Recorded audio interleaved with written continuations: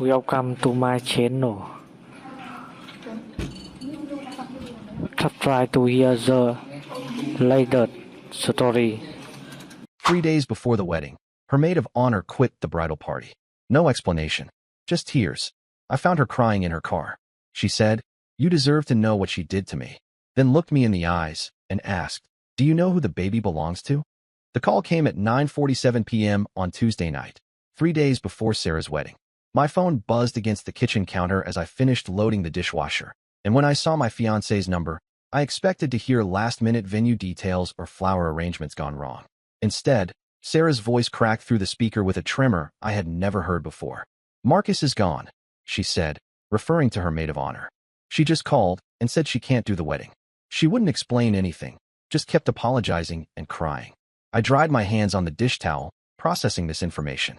Marcus had been Sarah's closest friend since college, the person who introduced us at that disastrous karaoke night 3 years ago when Sarah sang an off-key rendition of Whitney Houston while Marcus cheered her on from the front row. The idea of Marcus abandoning Sarah 3 days before the wedding made absolutely no sense. "Did she say why?" I asked, already reaching for my car keys. Something in Sarah's voice told me this wasn't a simple case of wedding stress or cold feet. Nothing that made sense. She kept saying she was sorry, that she couldn't face me, that I needed to find someone else. Then she hung up. I drove to Marcus's apartment complex in the light rain that had been falling since afternoon. The parking lot was nearly empty except for her red Honda Civic parked under the broken streetlight near the dumpsters. As I approached the car, I could see a figure hunched over the steering wheel, shoulders shaking with what appeared to be sobs.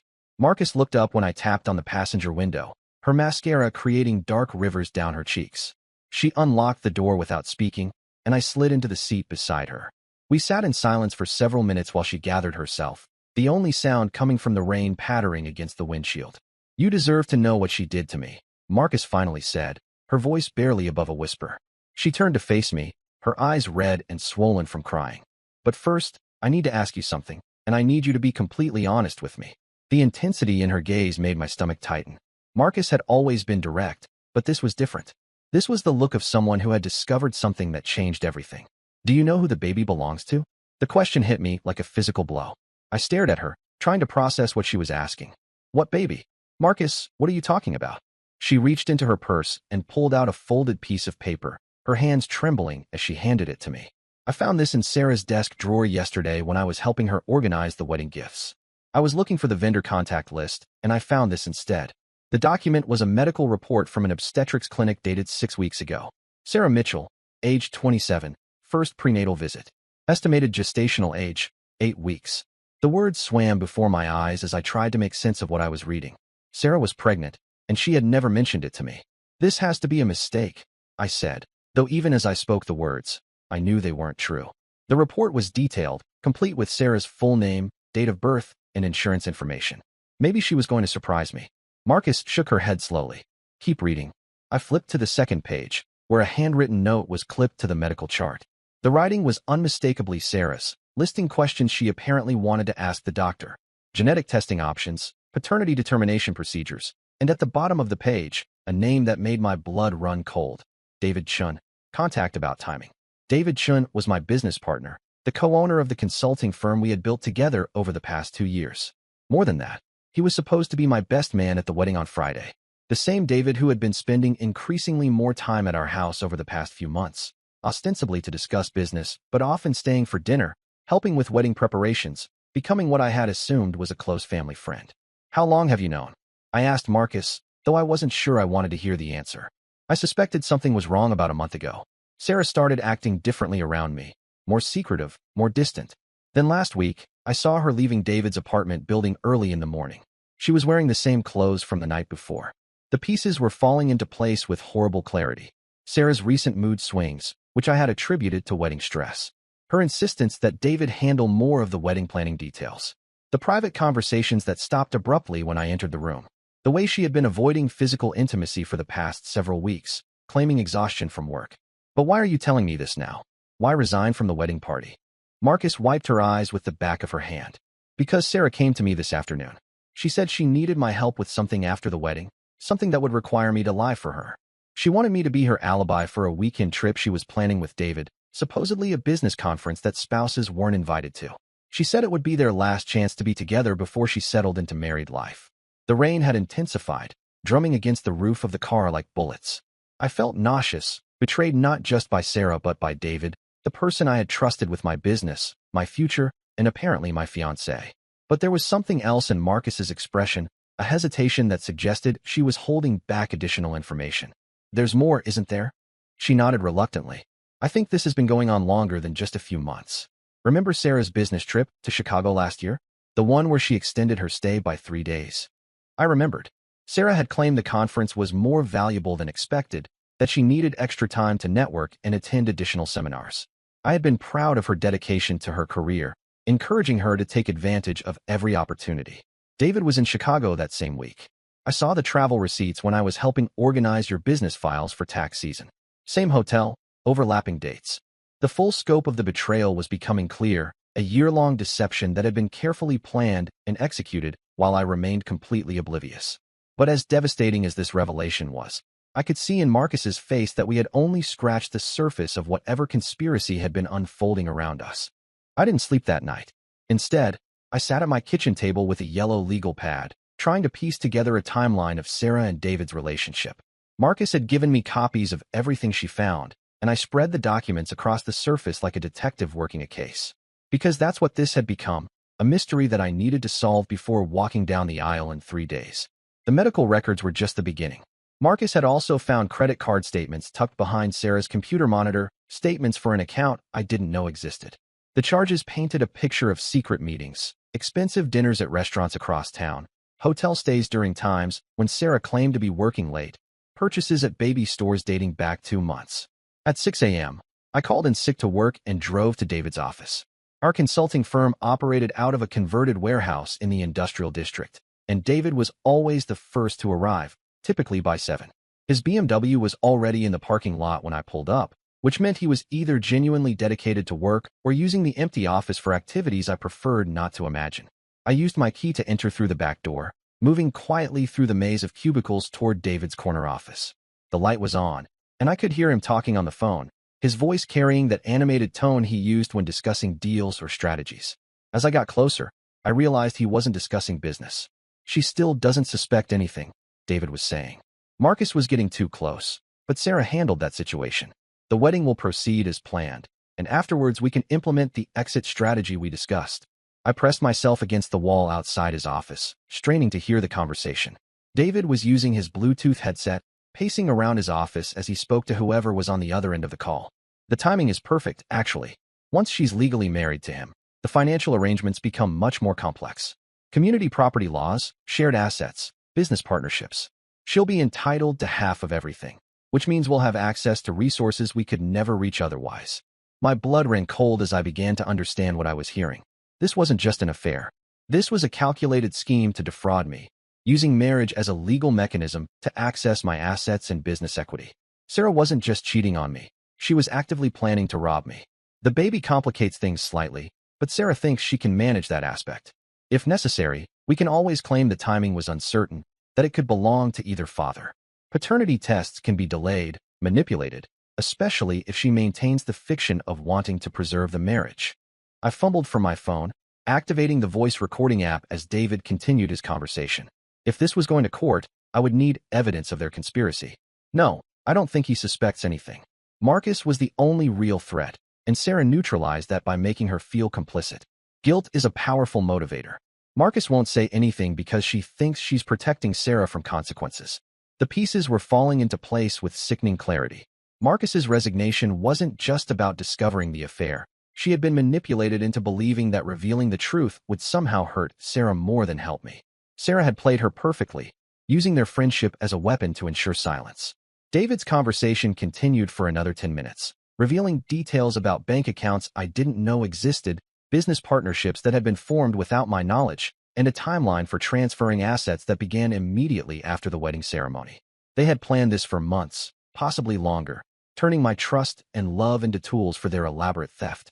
When David finally ended the call, I retreated quietly through the office, my mind racing with the implications of what I had learned. The affair was devastating, but the financial conspiracy was potentially ruinous.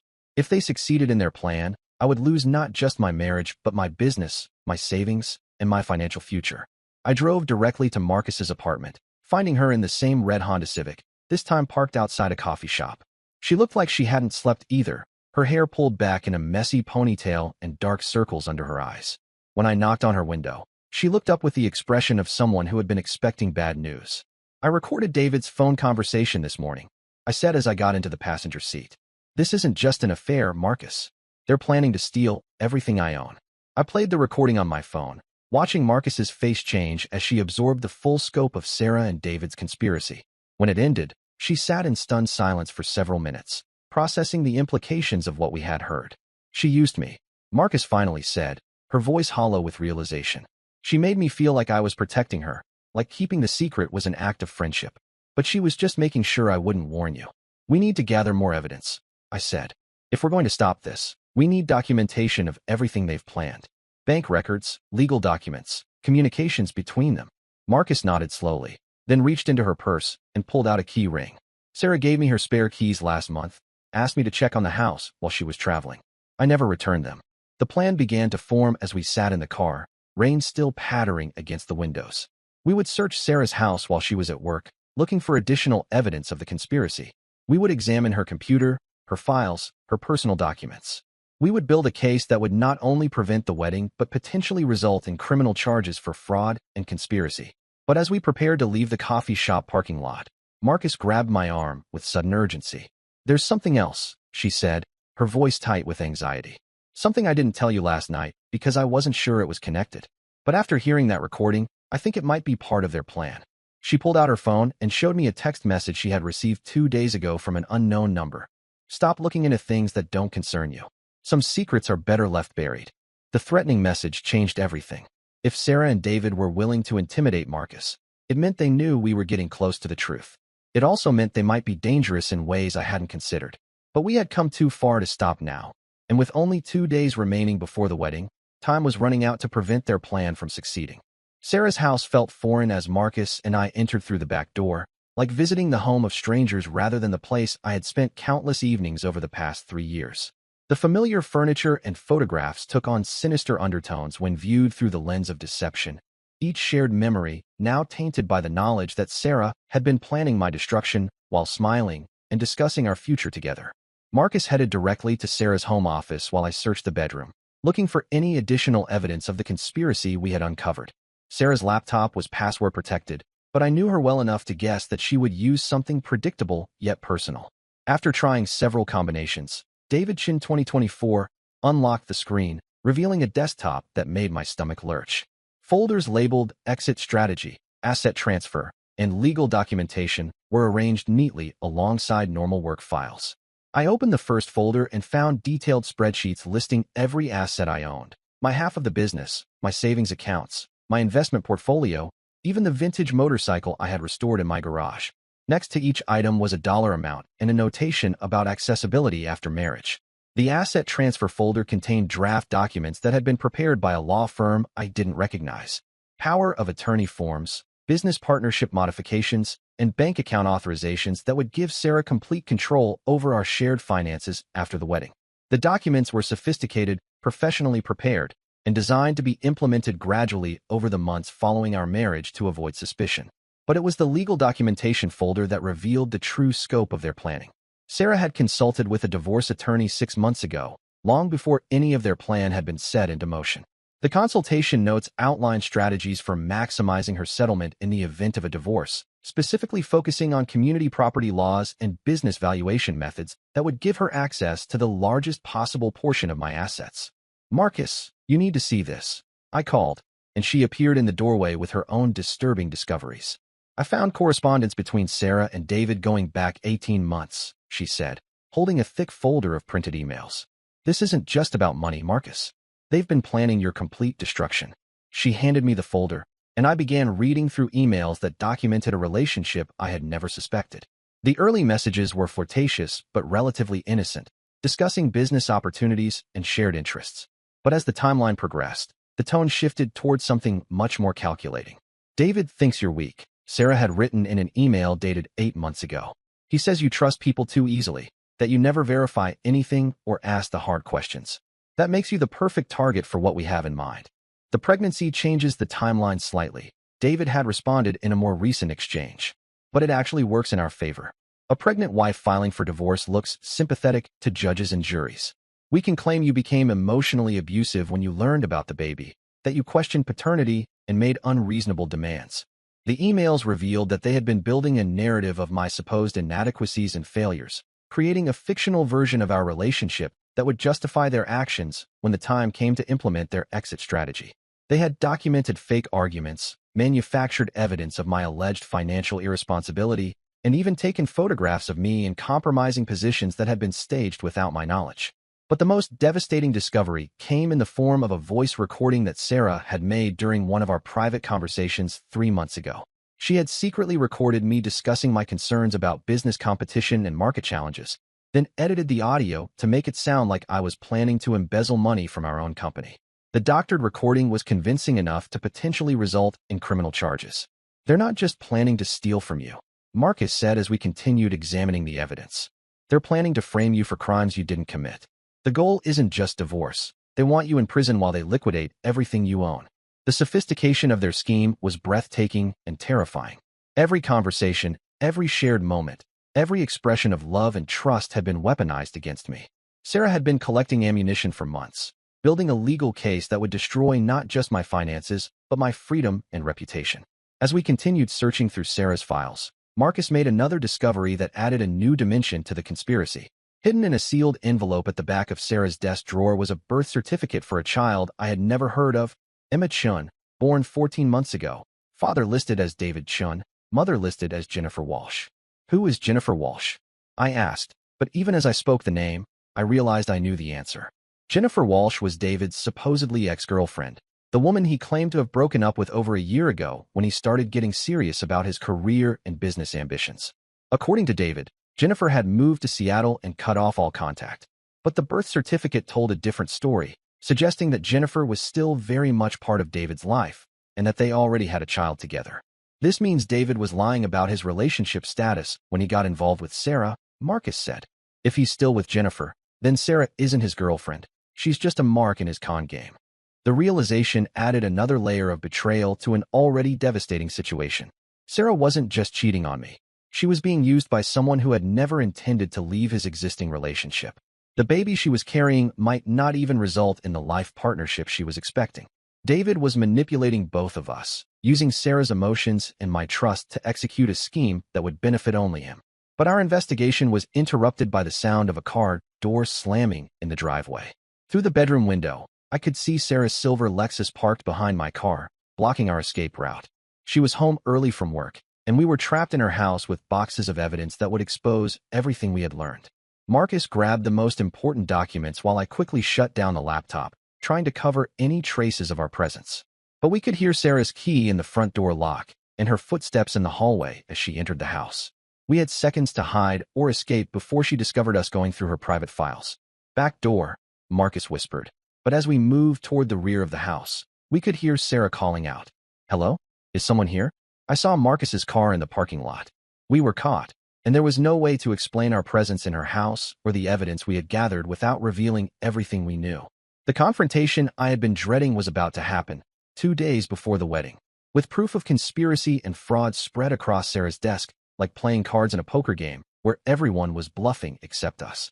Sarah appeared in the doorway of her office, her face cycling through confusion, recognition, and finally panic as she saw Marcus and me standing over her desk with documents scattered around us like fallen leaves. The silence stretched for several heartbeats while all three of us processed the situation, understanding that everything was about to change in ways that could not be undone. "What are you doing in my house?" Sarah asked, though her voice lacked conviction. She could see the evidence in our hands, the open folders on her desk, and the guilty expressions on our faces. The question was a formality, a desperate attempt to maintain control over a situation that had already spiraled beyond her influence. I held up the printed emails, the bank statements, and the birth certificate we had discovered. "We're trying to understand who you really are, Sarah, because the person I thought I was marrying apparently doesn't exist." Sarah's composure cracked slightly, her carefully constructed facade beginning to crumble under the weight of exposure. She glanced between Marcus and me, calculating her options, trying to determine whether denial or admission would serve her better in this moment. You had no right to go through my private things, she said, stepping into the room and closing the door behind her. Those documents are taken out of context. You don't understand what you're looking at. Marcus stepped forward, holding the folder of correspondence with David. We understand perfectly. You've been planning to rob him for over a year. The affair, the pregnancy, even the wedding itself, it's all part of a scheme to steal everything he owns. Sarah's mask finally dropped completely, revealing the cold calculation that had been hidden beneath her warm smiles and loving gestures. You stupid girl, she said to Marcus, her voice dripping with contempt. Did you really think I cared about your friendship? You were useful for information and access, but you were never anything more than a tool. The cruelty in her voice was shocking, but it also confirmed what we had suspected about her true character. This wasn't a woman who had made mistakes or been led astray by passion. This was someone who had systematically betrayed everyone who trusted her, using their emotions and relationships as weapons in her elaborate fraud. The baby, I said, though part of me didn't want to know the answer. Is it mine or David's? Sarah smiled, but there was no warmth or joy in the expression. Does it matter? A baby is leverage regardless of paternity. Child support, custody arrangements, emotional manipulation. Children are incredibly useful for long-term financial planning. The casual way she discussed using a child as a tool for manipulation was perhaps the most disturbing thing she had said. I realized I was looking at someone whose moral compass had been completely corrupted by greed and ambition. Someone who viewed relationships, and even parenthood, as opportunities for exploitation rather than sources of love and connection. David knows about Jennifer Walsh and Emma, doesn't he? Marcus asked. He's been playing you the same way you've been playing Marcus. Sarah's confidence wavered for the first time, a flicker of uncertainty crossing her face. What are you talking about? Who is Jennifer Walsh? Marcus showed her the birth certificate, and I watched Sarah's world collapse in real time as she realized that she had been as much a victim of David's manipulation as I had been of hers. The man she thought was her partner in crime had been running his own separate scheme, using her just as she had been using me. He never left Jennifer, I explained, taking some satisfaction in Sarah's shocked expression. They have a 14-month-old daughter together. You're not his girlfriend. You're just another mark in his con game. Sarah sank into her desk chair, the weight of this revelation hitting her with visible impact. For a moment, she looked like the woman I had fallen in love with 3 years ago, vulnerable and hurt and genuinely surprised by betrayal. But the moment passed quickly, replaced by a hardening of her features as she began to understand the full scope of her situation. None of this matters now, she said, though her voice lacked its earlier confidence. You can't prove criminal intent, and even if you could, exposing this would destroy all of us. David has been preparing for this possibility. He has evidence that implicates you in business fraud, recordings that could send you to prison. If you try to stop the wedding or expose our relationship, he'll use that material to destroy you. But I had been expecting this threat, and I was prepared for it. During our search of Sarah's house, I had found not just evidence of their conspiracy, but also the original, unedited recordings that David had used to create his fraudulent evidence against me. Sarah had kept copies of everything, including the raw audio files that would prove the edited versions were fabricated. David might have fake evidence against me, I said, pulling out a flash drive that contained the original recordings. But you kept the originals. These files will prove that his evidence was manufactured, which makes it criminal fraud rather than just civil theft. Sarah's face went pale as she realized that her thorough documentation, intended to protect her from David's potential betrayal, had instead provided us with the proof we needed to expose their entire scheme. Her paranoia and lack of trust in her co-conspirator had become the weapon that would destroy both of them. The sound of a car pulling into the driveway interrupted our confrontation. Through the window, we could see David's BMW parking behind Sarah's Lexus, trapping all of us in a situation that was about to become much more complicated. David was arriving for what he probably thought was a routine planning session for their post-wedding activities, unaware that their entire conspiracy had been exposed. He can't know that you found the Jennifer Walsh information, Sarah said quickly, her demeanor shifting from defiant to desperate. If he realizes that you know about his other family, he'll disappear completely. All the evidence, all the money he's already moved, it will vanish with him. Marcus and I exchanged glances, understanding that we were being presented with an opportunity to catch David in his own lies and manipulations. If we could make him believe that we only knew about the affair and not about the financial conspiracy or his secret family, we might be able to extract a confession or additional evidence that would ensure both of them faced consequences for their actions. What do you want us to do? I asked Sarah, though I was already formulating a plan that would serve our interests rather than hers. Pretend you just discovered the affair, she said urgently as David's footsteps approached the front door. Let him think he can convince you to forgive me, to go through with the wedding. He'll try to manipulate the situation to his advantage, but he won't run if he thinks his plan is still viable. The front door opened and David's voice called out cheerfully. Sarah? I saw some cars in the driveway. Are we having a pre-wedding party I forgot about? Sarah composed herself quickly, transforming back into the loving fiancée who had been betraying me for over a year. But now I could see the performance for what it was, the calculated expressions and manufactured emotions that had fooled me for so long. As David entered the office with his characteristic confident smile, I prepared to watch him walk into a trap of his own making, not realizing that Sarah and I were no longer the pawns in his game, but had become his judges and executioners. The wedding was supposed to happen in 36 hours, but the only ceremony taking place would be the dismantling of a conspiracy that had cost all of us more than money could measure. Trust, friendship, love, and hope had been weaponized and destroyed, but at least now the truth would finally see daylight, and justice would have its own kind of ceremony in a courtroom rather than a church. David walked into the room with his arms outstretched, ready to embrace his co-conspirator and his victim, unaware that the game had already ended and he had lost everything that mattered. And that's the story. If you're still here, that means you're one of us. So go ahead, hit that subscribe button. I drop new chaos every single day, and trust me, tomorrow's story, it's even worse than this one.